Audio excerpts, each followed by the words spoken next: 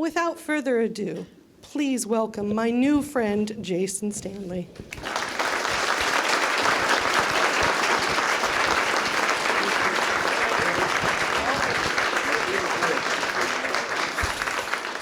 It wasn't at all because Gwen begged that I came. It was because people told me, it's Hudson, Ohio, you know? So for someone with my politics, you know, I had to come. So erasing history. So Spartacus led a slave rebellion against Rome, very famous slave rebellion. And you could imagine, and of course the response to slave rebellions is very brutal. They crucified all of the Spartacus's army. Now, you might imagine that if there were history books taught in public schools in the Roman Empire, they probably wouldn't have had much good to say about Spartacus. Or maybe they would have erased Spartacus entirely, as if he never existed. Now, when I grew up, if there was sort of a peripheral figure in the history books who sort of popped up, probably I wouldn't have known about him, except that I come from, you know, my father's a sociologist, my stepmother's a political theorist, so who also led a slave rebellion in the United States, John Brown. And John Brown belongs in history with like the White Rose in Germany, who were non-Jewish Germans who stood up to the Nazis and were beheaded. John Brown stands in human history like that. And of course his legacy is then going to be vexed because he did what you're not supposed to do. John Brown is both invisible and hyper-visible in the history textbooks. He's both erased, and his story is very partially told. Even I mean, I'm 40, but I was born in 1969. And even I remember in the textbooks I read that didn't really, it also sort of muted Reconstruction. And they muted, even though they would say this is the first black congressman since Reconstruction from the South. I would hear that.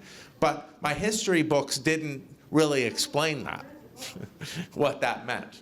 Why there wasn't a black congressperson from 1875 to 1975. So like that, John Brown gets partially shown, and when he's shown, he's this terrifying figure, right? Now, in old textbooks, I didn't want to bring I couldn't print out the 400 different Hudson, Ohio related things I had been researching. But right, here we are. Right, how racism was baked by. So there's a book by the Harvard historian Donald Iacovoni, who looks at 220 textbooks, and one of the topics of U.S. history, I forget from what years, from 1832 to the present day. Looked at 220 history textbooks. And one of the things he looked at is how they represented John Brown. So clearly John Brown is a lynch point in US history. To understand US history, you need to know who John Brown is, why he did what he did, and why he's so controversial, why there is a war, and his legacy demarcates political boundaries about history and identity. And John Brown is from Hudson, Ohio. So, and he's not just from Hudson, Ohio. He came here, as Gwen taught me, when he was 6.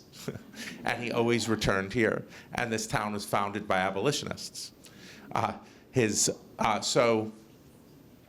So this, in American history, you see with the contested story of John Brown, with the contested story of Black history, the contested story of Reconstruction, to take a very famous example. Reconstruction was the 10-year period between the end of the Civil War and 1875, 1876, when Black people were allowed to vote for the first time in the South. And they create, the Freedmen's Bureau creates the public schools, so Black people can go to public school. So education and schooling are really linked. For Black Americans, education is so central. You know, and then essentially the North allows the South to shut all of that down. The first Ku Klux Klan comes, and then there's this myth that Reconstruction ended because the Black politicians who filled the South Carolina state legislature were incompetent. So now that was a myth. W.E.B. Du Bois writes a whole book about it called Black Reconstruction, showing in detail. And Ida B. Wells, the great journalist, goes through the myth of behind that sort of undergird lynching. You know, that she went from newspaper to newspaper. She pointed out that no one seems to be punished for the violation of Black girls. So there seems to be some unequal, and then went through showing that there were, you know, these cases were all bogus. So these ideas, these stereotypes that are then used politically, the stereotype that Black Americans are less competent, that becomes used politically again and again and again. And if you erase the history, if you say, okay, if you erase the history of what actually happened, the violent domination of newly freed people who had engaged in government, helped create structures of society that benefited everyone, poor whites and poor Black people, the schools, the public school. If you bury that, if you erase that history, then you can use those strategies again and again and again. So this we know in the American context. It's clear to us in the American context. It's connected to our present reality, right? And the fights over education are the fights over education here.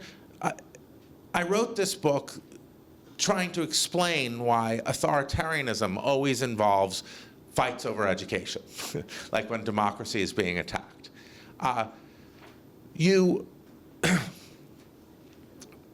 Everybody knows about the courts. Everybody knows about the media. But Vladimir Putin wasn't the first person to say this, but he recently said wars are won by teachers. If you look internationally, you will see that if you look internationally, you'll see that, just ask yourself, are there liberal arts colleges in authoritarian countries? So you need to go after colleges and universities, and you need to create, like what we had in this country for so long was the particular topic. One particular topic was Black history became it's central to the story of America, right? You can't tell the story of America without Black history. So it becomes this contested thing around which our politics swirls. And if you want to exploit that, then you erase parts of that history. You make it seem like, well, let me just tell you what's going on now, the directives that were just passed down by the Trump administration. This is what I'm writing about today and why I've been. So there was on February 14th, the 2025, the United States Department of Education's Office of Civil Rights issued a Dear Colleague letter. to American educational institutions, schools, and universities. And what there's about titles. Title VI is federal discrimination law, right? So federal discrimination law is a tool that the North used in the South to make sure that there weren't racist structures, that there wasn't, against racial discrimination. So this is the memorandum about the new understanding of Title VI. Educational institutions have toxically indoctrinated students with a false premise that the United States is built upon, quote, systematic and structural racism, unquote, and advanced discriminatory policies and practices. Okay. So proponents of these discriminatory practices have attempted to further justify them, particularly during the last 4 years, under the banner of diversity, equity, and inclusion, DEI. Okay. So here's the problem. The United States is clearly built upon systematic and structural racism. That's not controversial. Not even controversial to the people who wrote this. I mean, the Declaration of Independence says we broke off from England because we want to take over more indigenous land. Slavery did, nobody disputes that the institution of slavery contributed to the wealth of the United States. Like, it's certainly built upon, I believe in the American project, and you become more equal and more free as you're aware of your past. But this is an awfully concerning description of what is going to be considered discrimination. Like, cases like a white teacher using a terrible racial slur to black students all the time. So, without going into more details, it looks like from this that you could remove federal funding from an educational institution if they teach about like mortgage redlining that your city is because as the February 28th guidelines made clear, spreading this view that there's systematic and structural racism, that America is built upon structural racism, much less saying that there's structural racism now, that is like calling a white teacher calling their black students a terrible racial slur all the time. So that's pretty concerning, I think, because it suggests that you can't teach black history. And then you have to ask why, what the motivations are. Now, one motivation behind constraining what you can teach is creating fear in schools. Teachers are fearful. Imagine, I was giving a talk in Germany over the summer, and a person from the audience said, I'm Russian, and I want to go back, and I'm getting my master's degree in history, and I want to go back to Russia and teach in the high schools, to fight Vladimir Putin. And I said, do me a favor and do not do that. So you get varying, schools are supposed to be places where people can discuss lots of uncomfortable things and confront. We're getting these battles about history everywhere. I'm just going to throw in another example.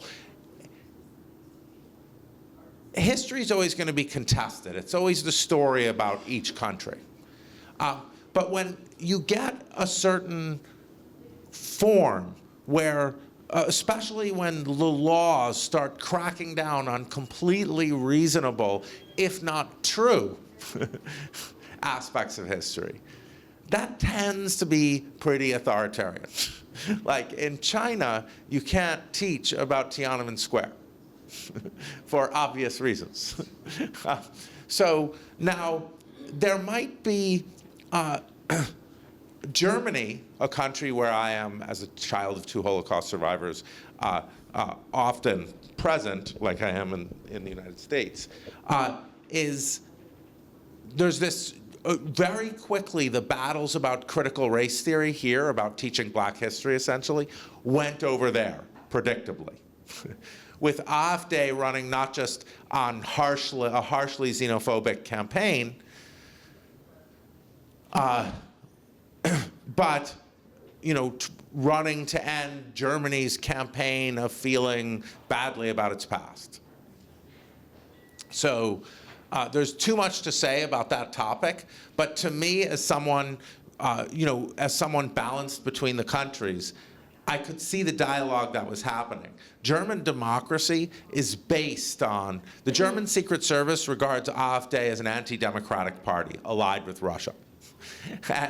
And they are pushing this agenda of patriotic education. Like the purpose of education is to get you to love your country.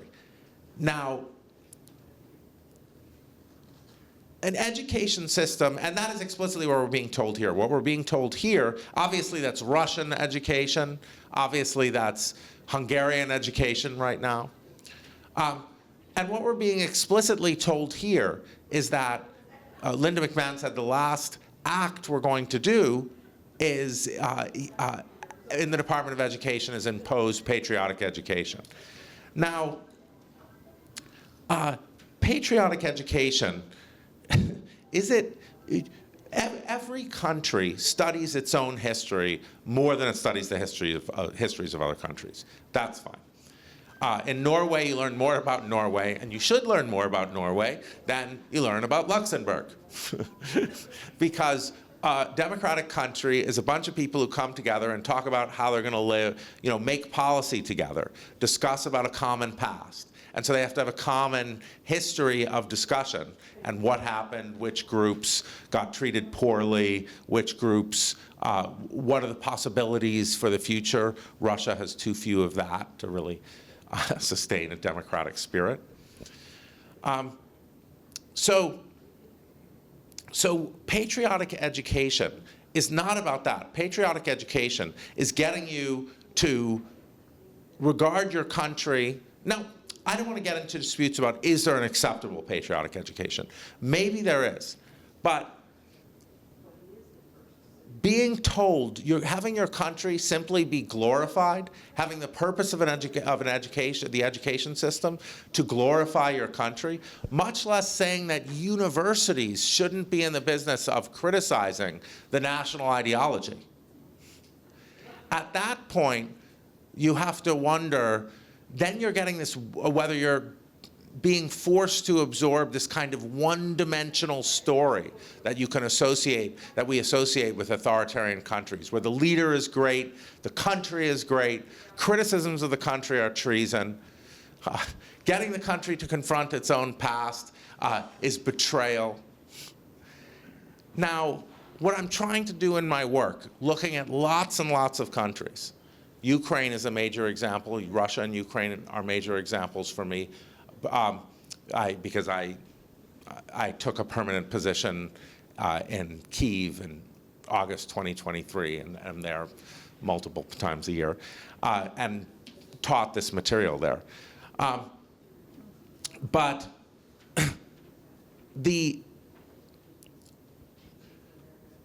this one-dimensional story of Russia as great, or Hungary is great, or the United States is great, or Hindus and India is great.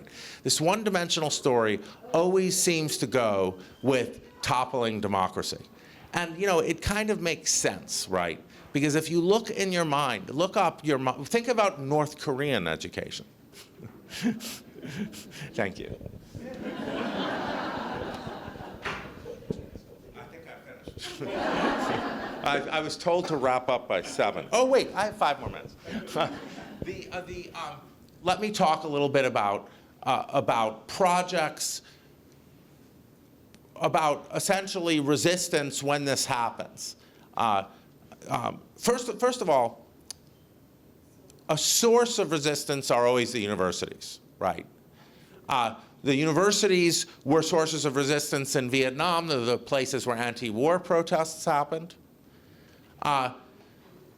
Bangladesh, the autocratic leader was overthrown by students who went on the streets, and hundreds were shot and killed. They shut Bangladesh down to the internet, so you couldn't even contact them, but then the students won. Students are always where you're going to get protests for equality, right? In India in 2019, when the country passed the Citizenship Amendment Act, which essentially, without going into details, makes Muslims into second-class citizens. There were Pindra Todd, who were a group that created Me Too for India's universities. The organizers of that helped organize protests for Muslim equality, protests against the Citizenship Amendment Act, which will lead to mass deportation of Muslims. Hasn't quite come off yet for reasons that we should actually study here, but it allows for that. So there were these large-scale university protests. The university protests were denounced in the media as pro-Muslim and anti-Indian. The universities were said to be hotbeds of anti-Indian ideology. They burst into they smashed the protests with police and tear gas. Then, a couple of years later, they started arresting the members of Pindra Todd who organized it and charging them with supporting terrorism. So universities, one of the things happens with resistance to authoritarianism when you look at history and around the world today is it often fails. But you have to do it anyway. Like, it sometimes succeeds. So universities, if they're being attacked, it's never going to work to just, be like, maybe if I do what you want, you won't do this to me. Well, they're going to do it to you anyway, whether or not you do what they want. So this structure is what you saw in India. In India, they replaced they replaced the leaders of universities with they made the universities into patronage systems. So the Hindu nationalist politicians could get jobs as chancellors of universities. And such like. But universities are, and scholarship is where we find resistance. Keeping the stories of Tiananmen Square alive. Keeping the stories that actually there were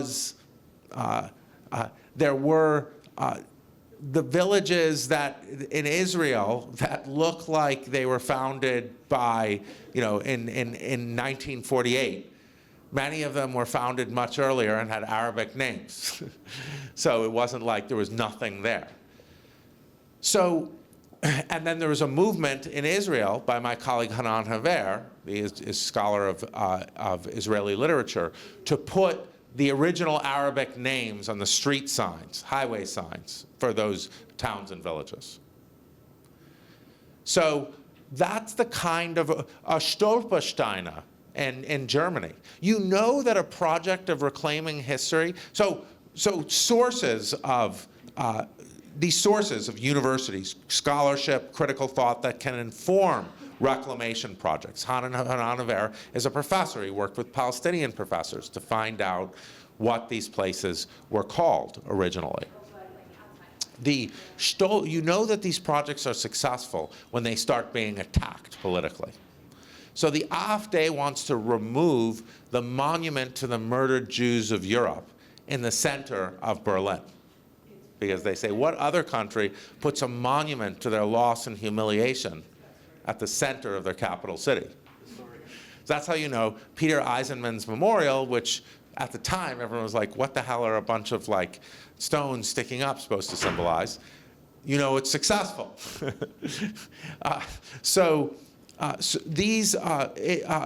Russia targeted, Memorial was an organization that gathered Memorial was an organization that gathered in the names and the sites of places where Stalin had done large-scale massacres. And then Putin, once he decided he was going to adopt Stalin's, the mantle of Stalin, and all, he too was a great empire builder. They pursued Memorial, and they put its founder in prison on trumped-up charges. They won the Nobel Prize, Memorial, for their work on Nobel Prize and Peace Prize for their work on reclaiming this history, and they've been harshly targeted. So these projects of history, of keeping history, of keeping the archives of John Brown's family letters that you have in this library, that show that he lived here, that he was someone that his father's church is here, where Frederick Douglass spoke. Well, that means that this town is like historically a symbol for something. And as long as you have institutions like this that keep that show you that this was a person, like he wasn't a monster or a crazed person. This is where he came from, where he decided that Christ was telling him that slavery must end, that it is not consistent with being a Christian, his father's church. So keeping institutions like this that preserve that memory, keeping the memory, those memories that are so threatening to power alive, is something that if we don't do, we don't have democracy anymore. So I'm really grateful to be speaking to you here of all places.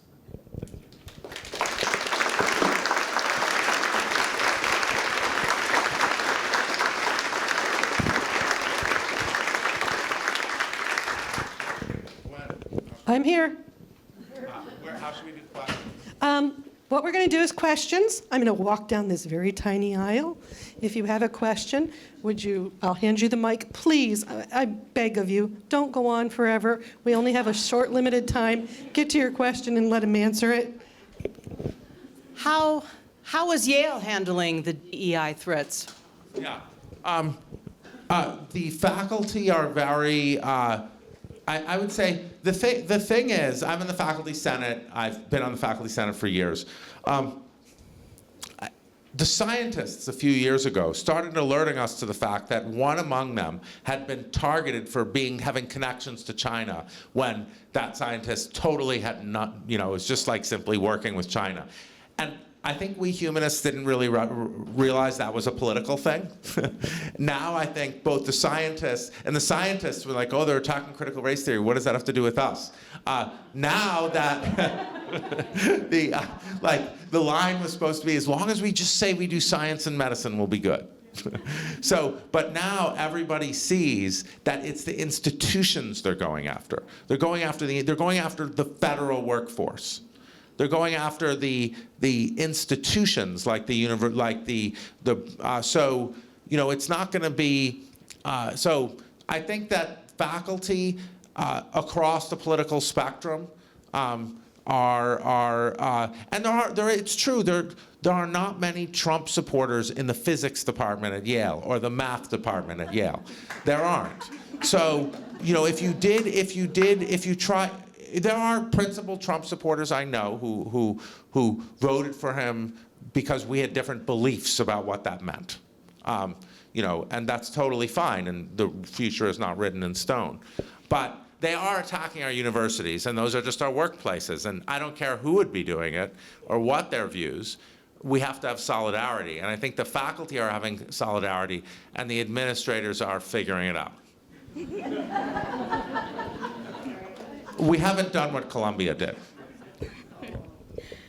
You mentioned the importance of John Brown's letters and the historical record. What are your thoughts around an increasingly digitized world and the loss of physical media?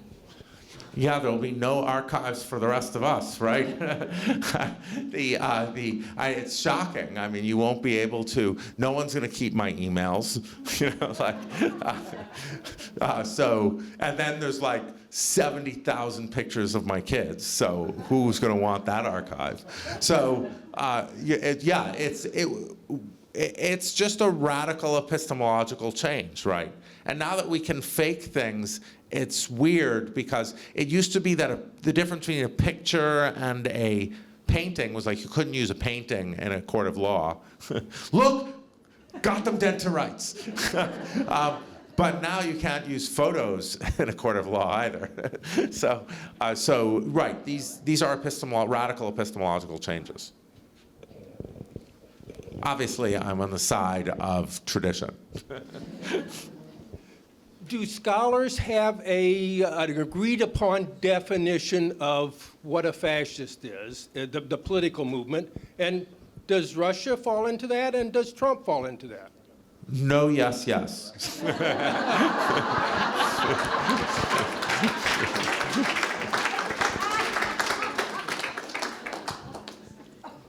Other questions?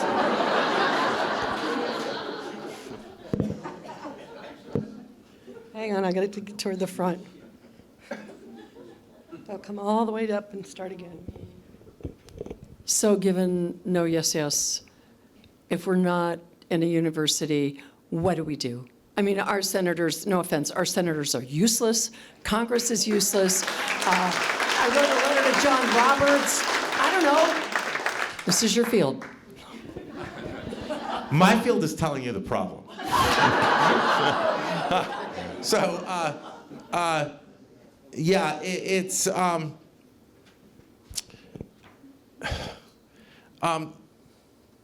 you have to. I have journalist friends. I have different kinds of journalist friends. I work across the world, so I know a lot of these super brave journalists. Like, I've met Maria Ressa a couple times, but Patricia Campos Melo in Brazil, and Natalia Gumaniak in Ukraine, and they differ. Some of them are like, I'm a hero. I'm like doing the impossible. And others are just like, I was just goddamn doing my job. I don't know, like Patricia Campos Melo got the 2019 World Press Freedom Award. She's the journalist who probably most damaged Bolsonaro, and he went after her. She was like his Nicole Hannah-Jones or something, and she got the World Press Freedom Award in 2019, and she told me, I never intended to like, the other people get this award are in prison or dead. Like, I have no interest in getting the World Press Freedom Award. I just was like reporting stuff. That's what I do. I'm a journalist. So teachers who are just like, I'm going to teach, they're trying to intimidate us in the universities. They're trying to say that you can't, that you can. I feel badly about what I'm going to say because I might be moving to the University of Toronto. So, I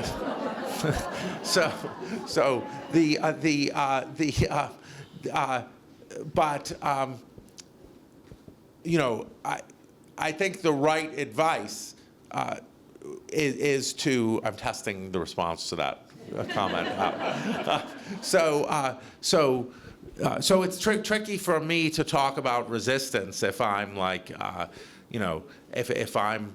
I think you're getting. People have to do their jobs. They're trying to say you can't talk about these topics. You have to talk about them anyway, and then everybody has to talk about them anyway.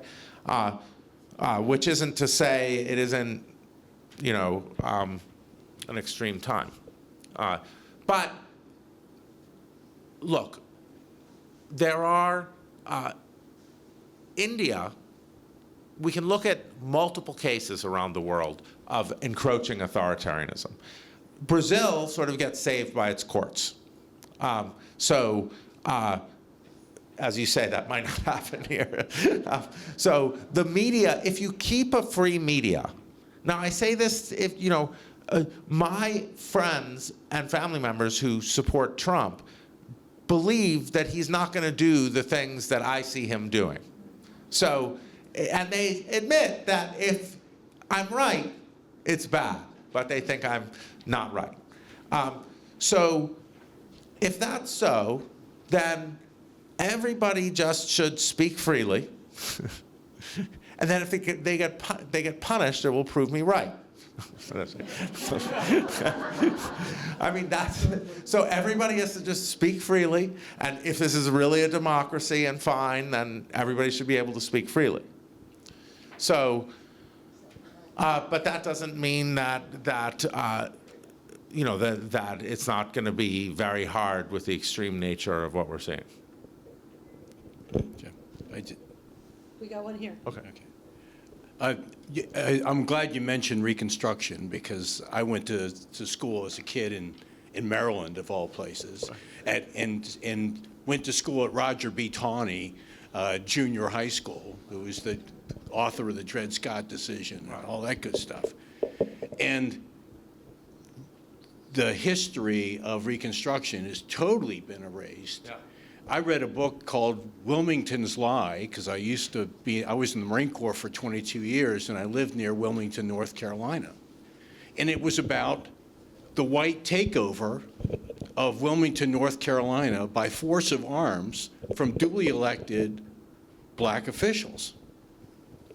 And basically the massacre of those people who resisted the white takeover of Wilmington, North Carolina. And I think it's important, if we're going to defend our democracy, we need to know our true history in all its complexity. And that's the point. That's what democracy and history and true history are weirdly linked. That's what I'm trying to explain conceptually in this book, how because I'm a philosopher. So I'm trying to explain, why is it that you can't really have a democracy if the history you learn is this flat, patriotic stuff about how your country is the greatest in human history. And Hitler's very well aware of this. Hitler's like, the whole purpose of education is to tell people that the only people who've ever done anything are the great men who founded your nation, the great Aryans,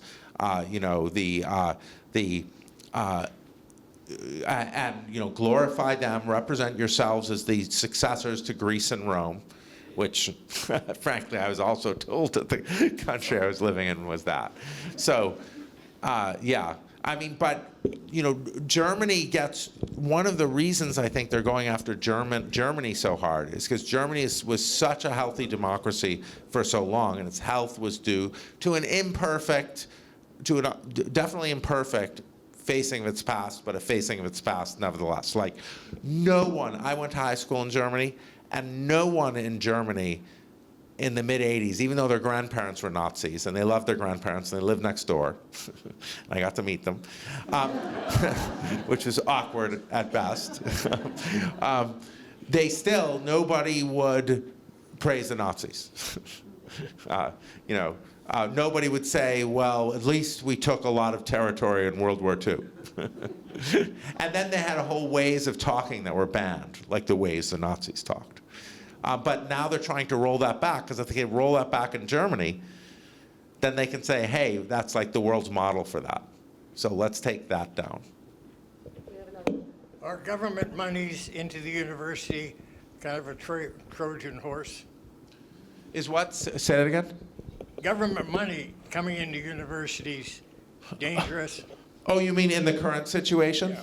In the current situation. Yeah, if you could, the United States is so successful post-World War II because of this, or not even post-World War, before that, because of this remarkable government-university research synergy, where the government agreed that it would support universities and research, and then you just had all the stuff pouring out of universities.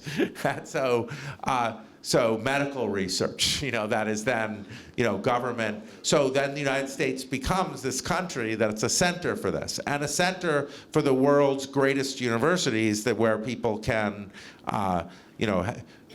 where kids anywhere in the country, in the world, want to send their kids, families send their kids to Yale. And that's exactly what they're attacking. And they're attacking Yale, like things that everyone regards, institutions that everyone regards as the greatest in the world. They're attacking them for being anti-American. Now, Yale's not supposed to be pro-American because it's supposed to be the greatest university in the world. Its job is not to praise America. It's located in America, and it's great for America that it produced one of the greatest universities in the world. But it's not supposed to be there to praise America. Otherwise, it just becomes like any other third-rate autocracy whose universities are BS, you know. So now that said, how do you do on the state level? You can't. I mean, I would hope your suggestion, a colleague made to me. Now you would need to get that Yale could do that. Yale could survive off of. Columbia can't survive without federal money. Can't survive at all.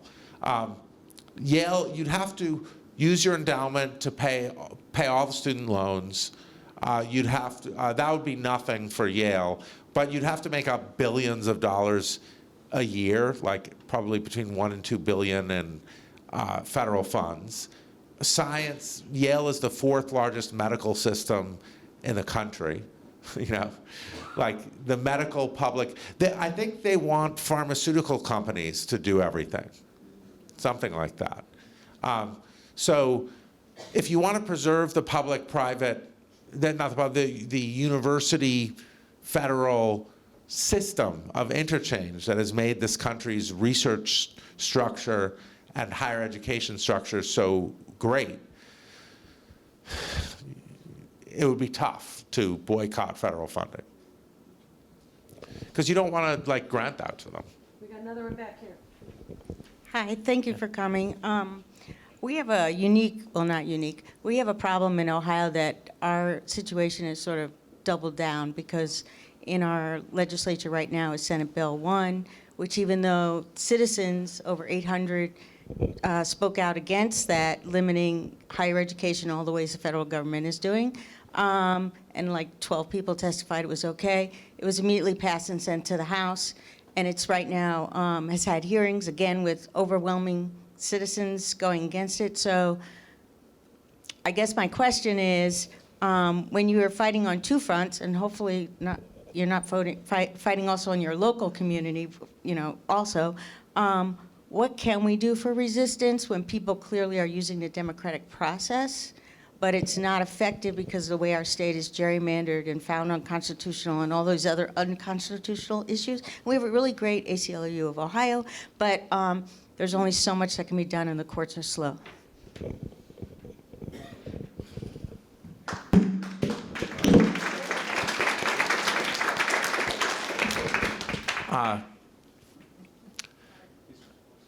I mean, you are the town that was the center of abolition. So what am I going to do? Come over here and like lecture you on? So it's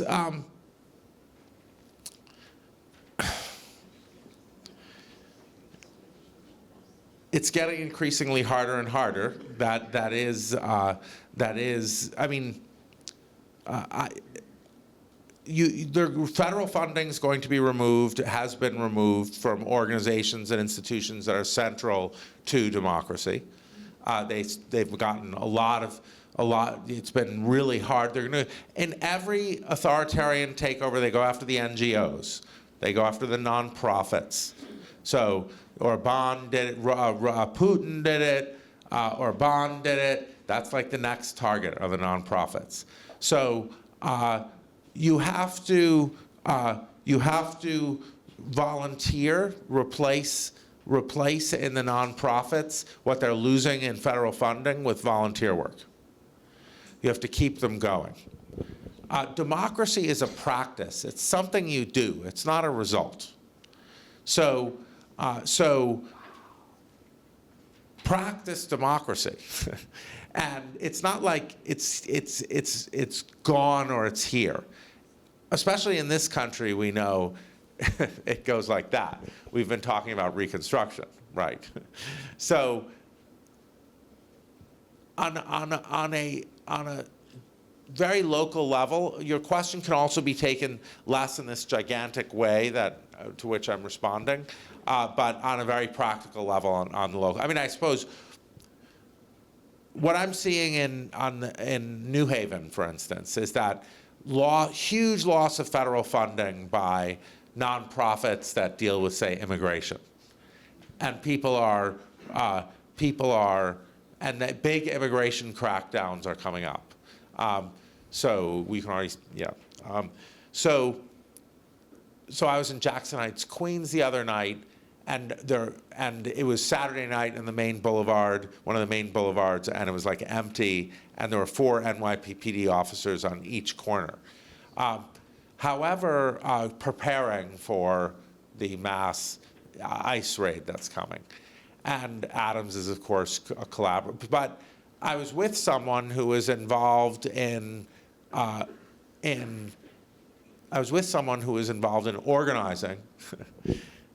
the legal teams and the strategies for warning people when the ICE raid was coming. There were many people involved in this work, and my friend said, it's going to be a war. So again, who comes from Hudson? It's sometimes, yeah. I mean, I think just a lot more volunteer work. You know, I feel guilty for talking about resistance, because although I have been involved very much in my university, I am thinking of taking my children to Canada. So, not because I think it's hopeless, but because Toronto's a great city, and it seems like it doesn't face the attack immediately, in which my young children, you know, so it's tough. But so I feel guilty talking about resistance, even though I've certainly been involved, and you know, I think at Yale we'll be the last people to feel it. So, but I think, you know, this is why institutions like the Hudson Library are so important, because you have a legacy of resistance in Hudson, Ohio. And Ohio generally is a badass state. After, like, you know, hearing from people the history of Ohio, I mean, you know, you've got Toni Morrison, critical race theory is from Ohio, Kim Crenshaw, LeBron James.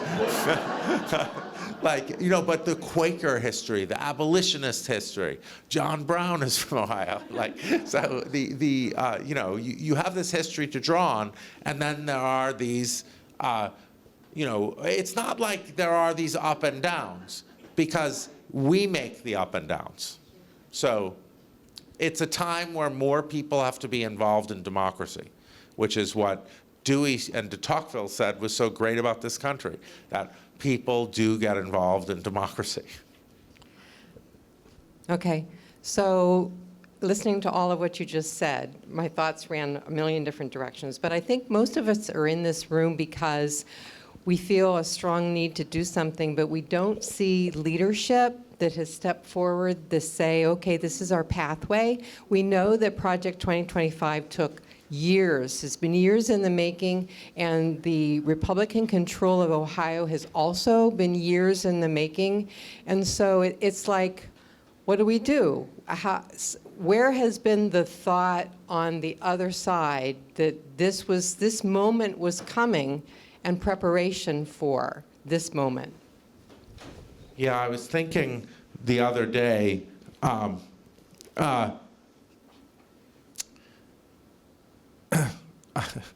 was watching Ali G's interview with Brent Scowcroft, the general, with my 9-year-old. And Ali G said, "What's the best way to fight a war?" And Brent Scowcroft said, "Go on the offense, because then you'll surprise them, and they're always just responding to you." So the forces, the anti-democratic forces, have gone on the offense for a long time. And it's no longer, there's an anti-democratic, there's a fascist social and political movement behind Trump that might be able to function even if he isn't there. And we've seen that state by state by state. Because there's a book by David Pepper called Laboratories of Autocracy. We let multiple states like North Carolina, just where it's 50-50 registration, but super majority, and once authoritarianism. So yeah, I mean, I don't know. I can't tell you. I mean, the problem is that the structures need to be changed, and so how do you? I mean, okay. India, I talk a little about Brazil. Courts saved Brazil to some extent. That's not going to happen here. India, what happened in India?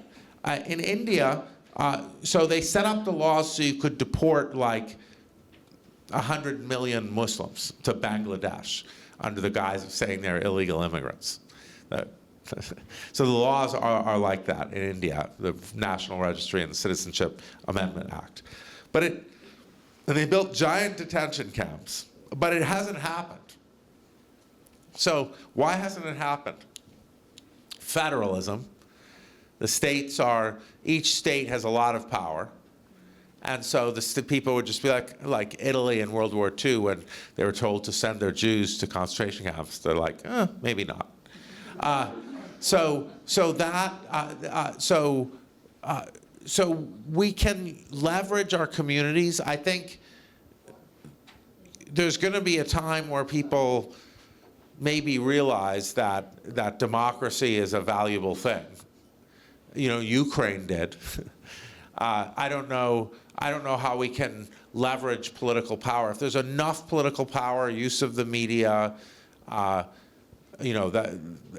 can often result in structural change. But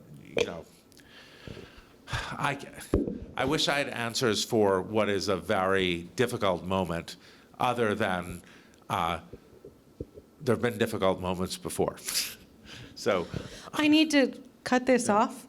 I know that you don't have the answers. I don't have the answers. You don't have the answers. I know one thing. Reading is very important. Libraries are very important. People that are willing to travel and speak their mind and speak their truth to all of us are very important. So thank you.